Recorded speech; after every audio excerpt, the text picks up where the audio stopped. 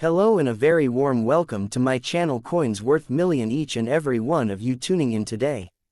We are absolutely delighted to have you here, and I want to take this very special moment to express my heartfelt gratitude to all our new viewers, our loyal subscribers, and everyone who is joining this journey with us right now.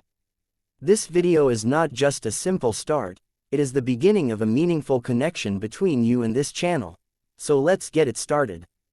The 1968 United Kingdom 10 new pence coin featuring Queen Elizabeth II is one of the most historically significant decimal coins ever issued in British numismatic history, as it marked the beginning of the transition from the centuries-old system of pounds, shillings, and pence to the modern decimal currency system that Britain officially adopted in 1971, and its issuance in 1968 carries immense cultural, political, and economic importance because it served both as a functional circulating coin and as an ambassador for the new monetary order that the Royal Mint was preparing to unveil. And understanding this coin requires looking back at the evolution of British coinage, the monarchy, and the sweeping reforms of the mid-20th century, for until decimalisation, the British pound was divided into 20 shillings and each shilling into 12 pence, making 240 pence to a pound, a system rooted in medieval England. But by the 1960s, international trade and modern commerce demanded a simplified base 10 system,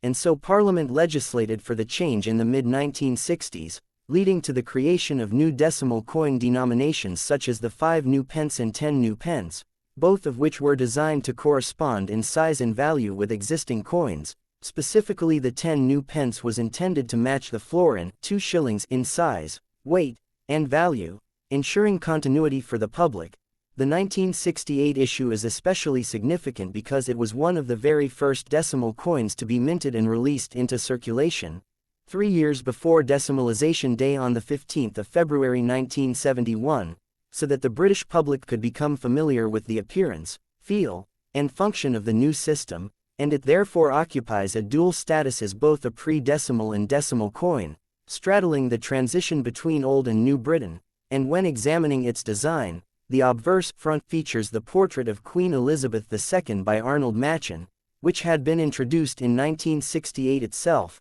replacing the earlier Mary Gillick portrait, and this Machin effigy was more formal, refined, and modern, showing the Queen wearing the "Girls of Great Britain and Ireland" tiara given to her as a wedding gift in 1947, and this portrait would remain on coins from 1968 until the mid-1980s, becoming one of the most recognizable images of the Queen across the Commonwealth, while the legend around the portrait reads, Elizabeth II DG Reg FD 1968, standing for Elizabeth II Dei Gratia Regina Fidei Defensor, which translates to, Elizabeth II, by the grace of God, Queen, Defender of the Faith, reflecting both her sovereign authority and her role as Supreme Governor of the Church of England, and the date, 1968, situates the coin at the dawn of decimalisation, marking it as the very first year the 10 new pence was struck, while on the reverse back designed by Christopher Ironside, the coin displays the heraldic crowned lion,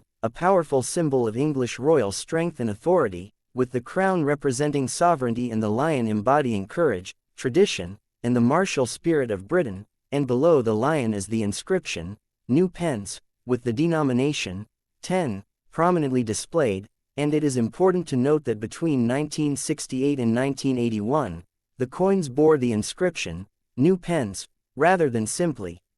10 pence, to remind the public that this was part of the new decimal system, and the inscription would only change in 1982 after decimalisation had become fully accepted by the British people, giving the 1968-1981 issues a distinctive place in the history of British money, and technically, the 1968 10 new pence coin was struck in cupro-nickel alloy, 75% copper, 25% nickel, giving it a silver-colored appearance similar to pre-decimal silver coins, and it weighed 11.31 grams, with a diameter of 28.5 millimeters, and a thickness of around 2.25 millimeters, making it a substantial coin compared to modern 10p pieces, which were later reduced in size in 1992 as part of efforts to modernize currency, and this original large-sized 10p remains a reminder of the older, heavier coinage tradition, and because the 1968 issue was struck in vast quantities to ensure wide circulation in anticipation of decimalisation,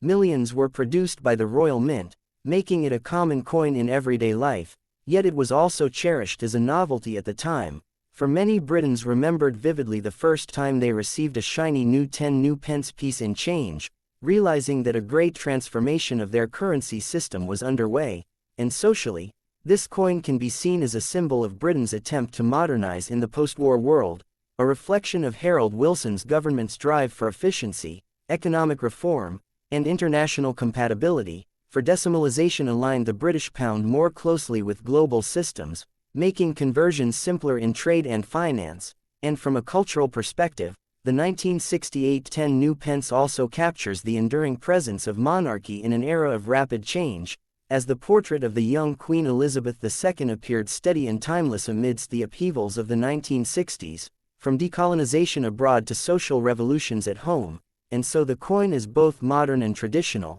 bridging heritage and progress, and its role in circulation extended for decades, though in 1992 the coin was demonetized in its large form when the Royal Mint issued a smaller version. Yet the 1968 issue remains legal tender history and a collectible piece of numismatic heritage, especially sought after in pristine uncirculated condition, with proof strikes and mint sets from that year holding particular appeal to collectors, while for ordinary people, the 1968 coin often lingers in memory as a tangible reminder of Britain's decimalisation journey, and when examining its place in coinage history, it is worth noting that the 10 new pence's continuity with the florin, 2 shillings, gave it a direct link to the Victorian coinage reforms of the 19th century, since the florin itself had been introduced in 1849 as a first step toward decimalisation, valued at 1/10 of a pound, making the 1968 coin a fulfillment of a vision over a century in the making, and thus it represents the culmination of both gradual and radical change in British currency,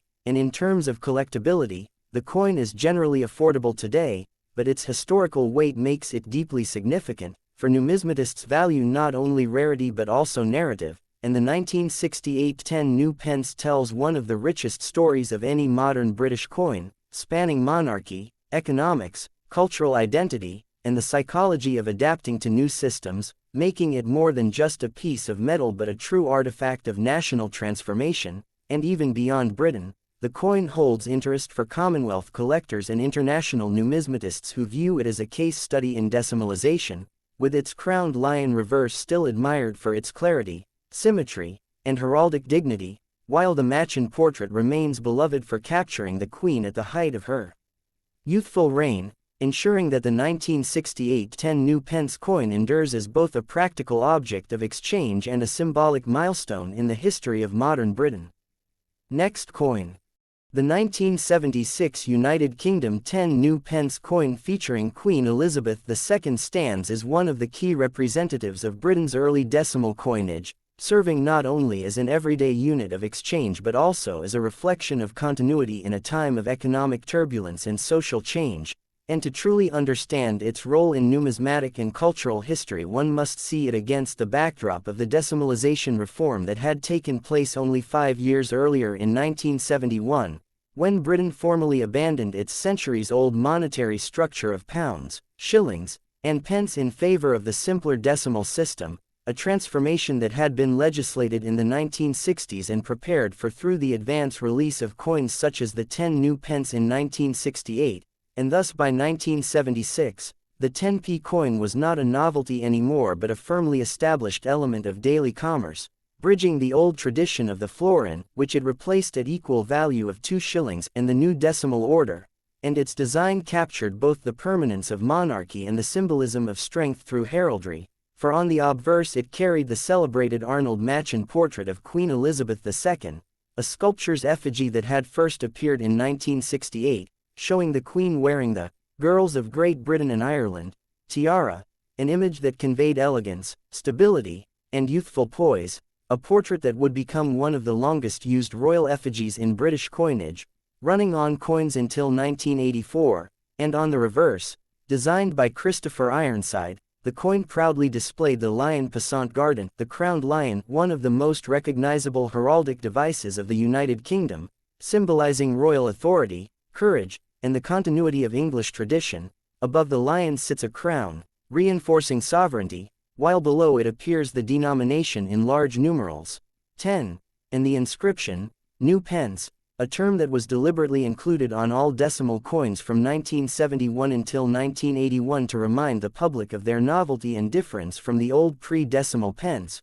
which had a much smaller value, and the wording would only later change in 1982 to read 10 pence, once decimalisation had become fully accepted by the population, and thus the 1976 issue falls within the special period of new pence coinage, a distinction that today makes such coins historically valuable to collectors as evidence of Britain's adjustment phase, and technically the coin was struck in cupro-nickel alloy, 75% copper and 25% nickel, giving it a silver-like appearance akin to the older sterling silver coinage that had been phased out in earlier decades, and its physical specifications were substantial compared to modern 10p pieces, weighing 11.31 grams, with a diameter of 28.5 millimeters, and a thickness of approximately 2.25 millimeters, dimensions that made it the same size as the pre-decimal florin, thereby easing public acceptance, though by modern standards it feels large and heavy, and indeed in 1992 the Royal Mint reduced the size of the 10p coin to make it more practical, rendering these earlier large issues like the 1976 example obsolete for circulation, yet they survive today as cherished relics of the first chapter of decimalisation. And if we consider the year 1976 itself, Britain was enduring one of the most challenging economic crises of the 20th century, with inflation, industrial unrest, and the need for an international monetary fund loan, so the coin exists in a context of uncertainty, yet it provided a kind of psychological anchor. Money must always look stable and dignified even when the economy wavers, and thus the lion and queen's effigy projected stability to the public, reinforcing trust in the nation's institutions, and millions of these coins were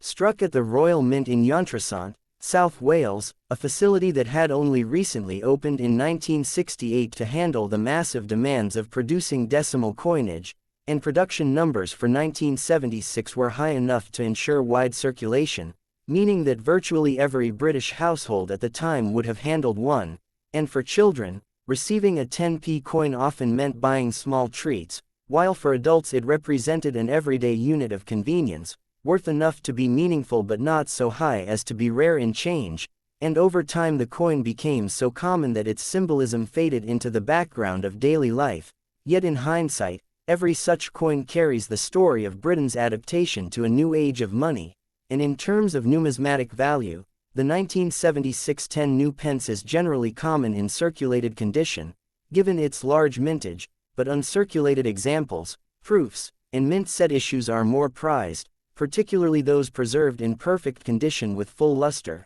as they capture the original brilliance of the alloy and the crispness of Ironside's design, and collectors also value the fact that the 1976 coin is part of the large size, new pence series, which ended in 1981, giving it a clear historical boundary, and this makes it more significant than later smaller coins in the eyes of those who collect decimal-era issues, and from a broader cultural perspective, the coin also connects to Britain's place in the world during the 1970s, as the country was redefining itself after joining the European Economic Community in 1973, experiencing deindustrialization, and negotiating a new global role after empire, and yet through it all, the monarchy remained constant, with Elizabeth II's portrait on every coin, including this 1976 10p, quietly reminding the public of continuity and unity amidst change, and symbolically, the lion, ever watchful, crowned and steady, could be seen as a reassurance that Britain remained sovereign and strong even through hardship,